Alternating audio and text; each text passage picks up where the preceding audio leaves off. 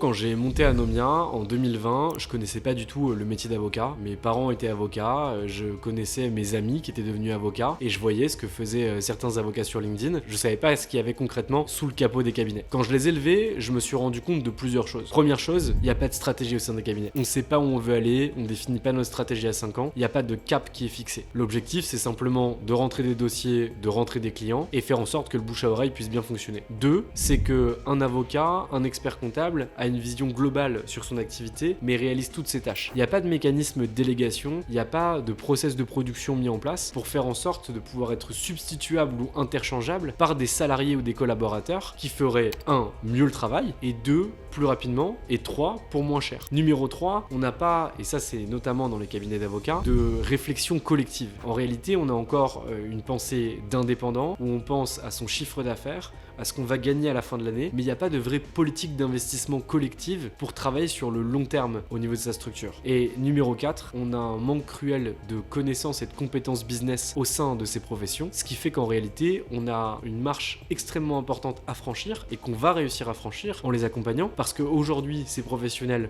font déjà de l'argent, aujourd'hui, ces professionnels réussissent bien sur leur marché, avec un peu de professionnalisme et un peu de méthode, on est capable de les emmener très très loin.